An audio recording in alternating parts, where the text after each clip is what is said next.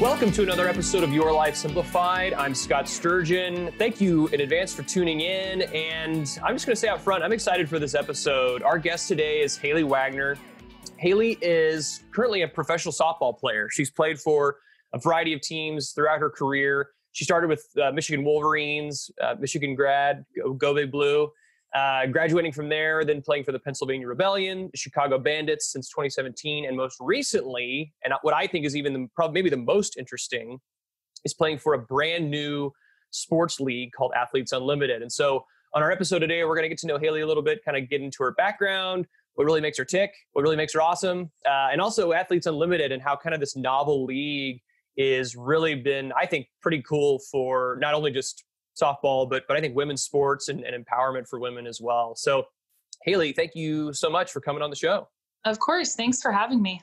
Yeah, excited to have you. So I think probably the best way to start, if it's all right with you, is maybe just to, if you don't mind, just kind of giving a little bit of background on yourself. Yeah. So I am originally from Orange County, California, and grew up, born and raised, love California, and ended up at Michigan. It was one of my last visits that I went to go on, and I absolutely fell in love with the place. I fell in love with the atmosphere, the architecture, the family feel that Michigan provided, and the tradition that they had. Went through my 4 years there, lots of ups and downs, had some injuries, had some failures, successes, but ultimately that got me to where I am today, which was the Pennsylvania Rebellion, and then the Chicago Bandits, and now Athletes Unlimited. And without everything that I have gone through and all those ups and downs, it's really amazing to think, like, would I be here today if those didn't happen? So just being able to go through everything and look back, I've done a lot of reflecting the past 6, 7, 8 weeks since Athletes Unlimited started, of just how I got here today and how grateful and thankful I am. And my experience and journey growing up is just something that I would never change for if it leads me to here. So I absolutely love being from California. I love Michigan. I'm a Midwestern at heart, I think, but California will always be home, and being able to continue to play softball 6 seasons after graduating has been awesome. That's really cool. Out of the gate, we have to know that you're brave for swapping Orange County weather for Ann Arbor winters. I mean, that's in itself a testament to your character. So that's awesome. Haylie, thank you for sharing so much. I think, one of the things I think I really wanted to kind of key on as we kind of started to talk was, outside of obviously kind of your resume of kind of what you've done and where you've been, what do you think are some of the specific things maybe you've achieved or successes you've witnessed, or even setbacks you've had that you think have really formed and shaped where you are today?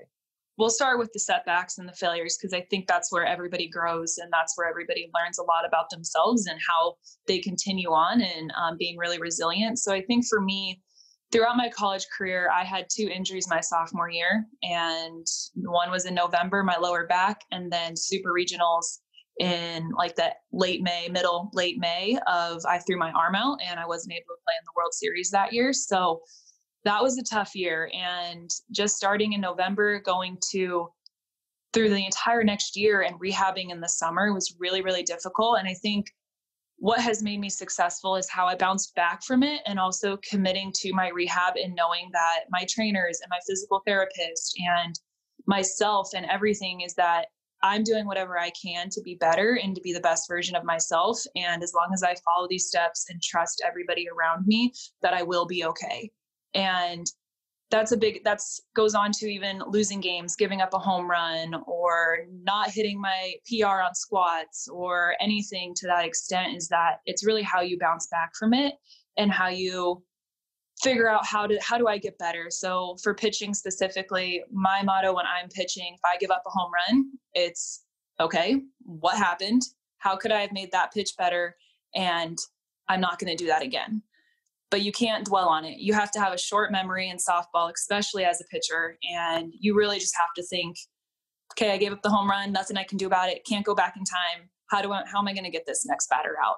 So I think I've been successful through the adversity, through the resilience, and really figuring out how to be mentally tough. And that is something that's really hard for anybody to do, specifically pitchers and softball players, because we are so critical on ourselves.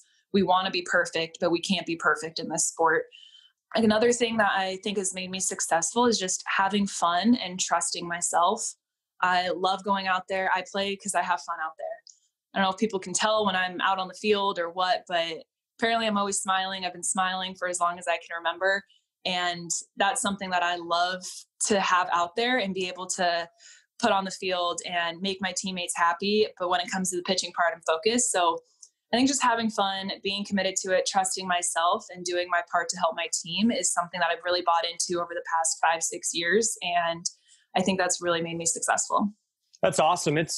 I think at a very core level, both of those things, really trusting in the process, seeing your failures, but then quickly being able to overcome them, learn from it quickly, and to say, all right, not doing that again, moving on.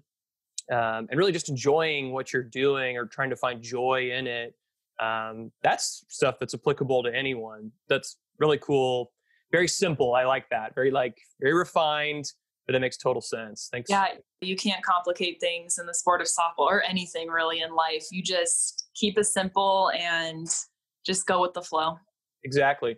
We were talking earlier that you have your own Wikipedia page, for which I think is so cool. Maybe the coolest part of this whole interview. No, that's a joke. But your record, your college record was like 118. Is that right in pitching? So clearly Yes. not a lot of home runs given up, period, but the few perhaps that occurred, good to learn from them. Yeah. My career at Michigan was successful. I'm very proud of it. I love it, but it wasn't just me that did that. It was my coaches, my team, my teammates, the different teammates throughout the years, just really buying into what they're believing in and knowing that every day I'm going to throw a bullpen or every day I'm on the field, I'm getting better. And I give so much credit to my teammates, but specifically my 3 coaches, Carol Hutchins, Bonnie Soul, and Jen Brundage.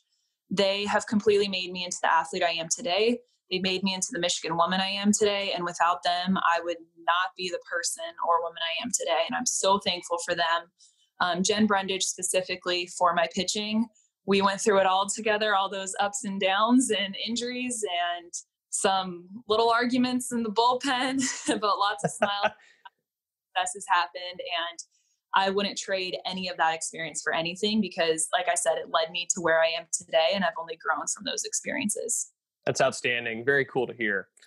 What you're doing in general, I think is awesome for not just women in general, I think, but also specifically for younger women or girls who are playing softball or kind of playing any sport. I have a daughter coming in December. And so I think of you're starting to get very introspective and say, what are the things I would aspire for her to do or people for her to look up to? And so I think of someone like yourself who has achieved really cool things, in a relatively short period of time. And I think my question to you, what I'm curious is, when you think about, younger women or girls looking up to what you do, what does that feel like? Is there pressure there? Is it inspiring? Is there kind of an emotional component of that? I think if anything, it is inspiring just knowing that. I think back to when I was younger, like 10, 11, 12, and softball wasn't as big then. NPF wasn't really well known and pro softball just wasn't really on the map as it is now. So I love thinking that I'm a pioneer for these younger kids. I love kids. I love youth and children. I will work with them like the rest of my life. It's something that I'm drawn to. I just love working with kids and helping them. And it is inspiring knowing that I and myself and these other 56 athletes with AU and everybody playing NPF, giving that platform for these younger kids to know hey, I can play pro ball, but I have to go through all this first.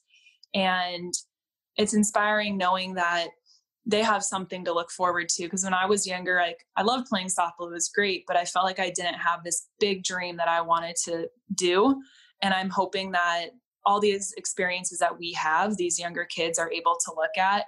And whether it's softball, basketball, volleyball, lacrosse, field hockey, anything, I really, really hope that these younger kids know that they can achieve anything if they put their mind to it and they just stay mentally tough with it, because it's not going to be easy the whole time. Oh, absolutely. It's like you said there, the idea that there's a career path there and that, you can pursue this thing that you're really passionate about, I think is awesome. And yeah. I think you're right. for a little girl who's coming up, whether they're playing soccer or softball or volleyball or whatever it is, to see pro athletes really performing at that super high level, I think is really, really inspirational. So kudos to you. Thanks again for downloading this episode of Your Life Simplified, which is produced by Mariner Wealth Advisors. And at Mariner Wealth Advisors, we're here to serve as your advocate. We help people chart a course to reach their personal and financial goals so that they can have greater peace of mind that may lead to a more fulfilling life. We do this by always putting our clients first. Because as fiduciaries, we're required to provide guidance that's in the best interest of clients, not in the best interest of a company or shareholders or anyone else.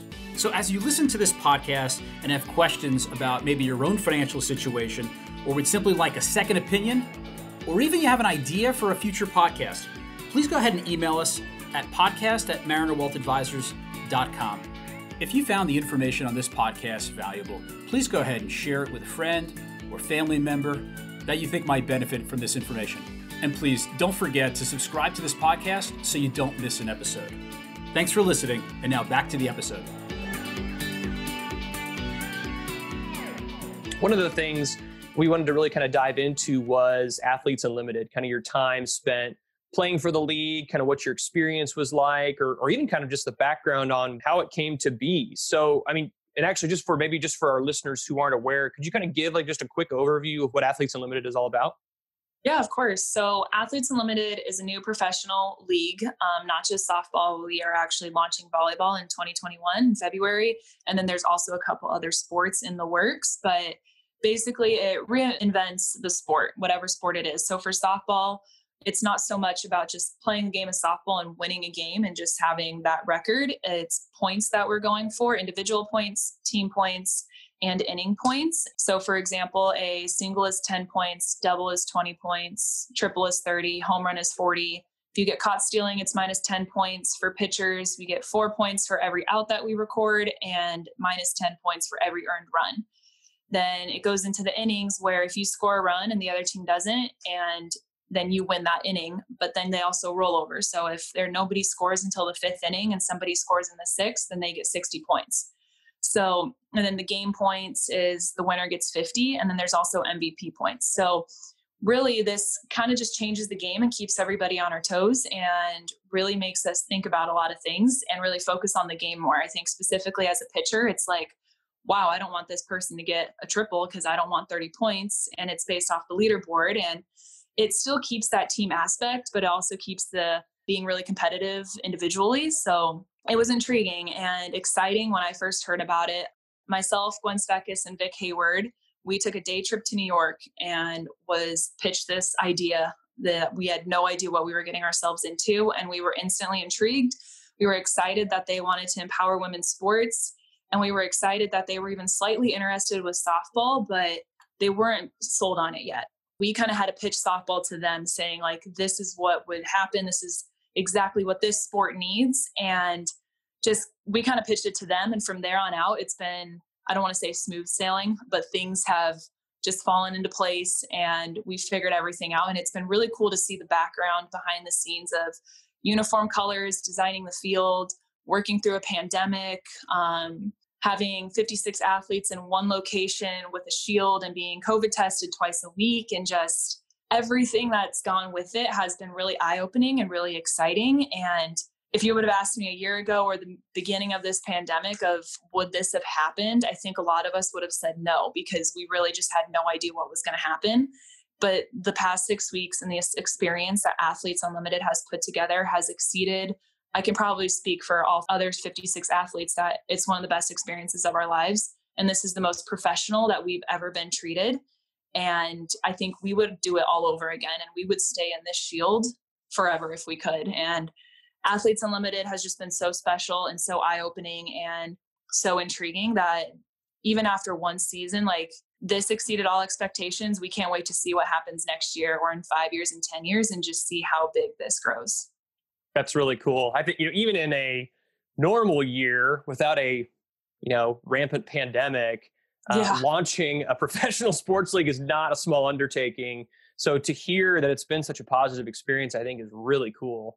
I don't have one bad thing to say about it. Just everybody that the player executive committee, which is myself, Gwen Speckis, Vic Hayward, Sam Fisher, and Jasmine Jackson, we all go on these calls every single week, the PEC weekly calls, and just talk about everything. What can be improved? What can we work on?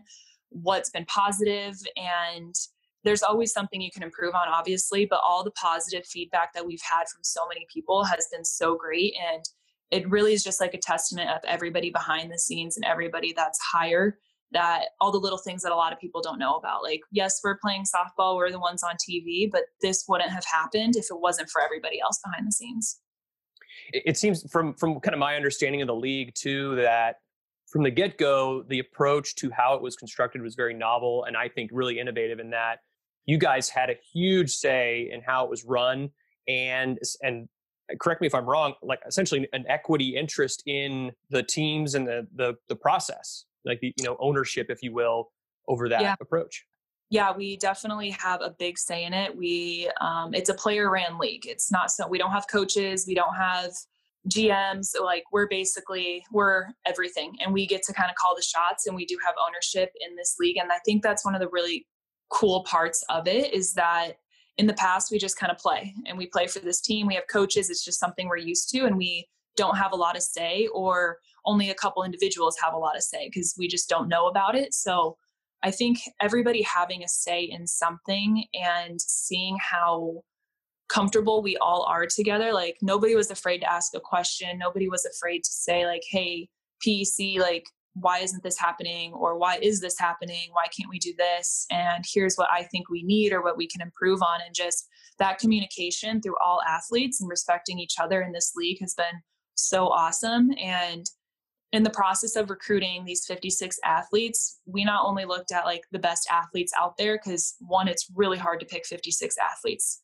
Like, it is so difficult. There's so many more amazing athletes that deserve to be in this league, and it was so hard to narrow it down.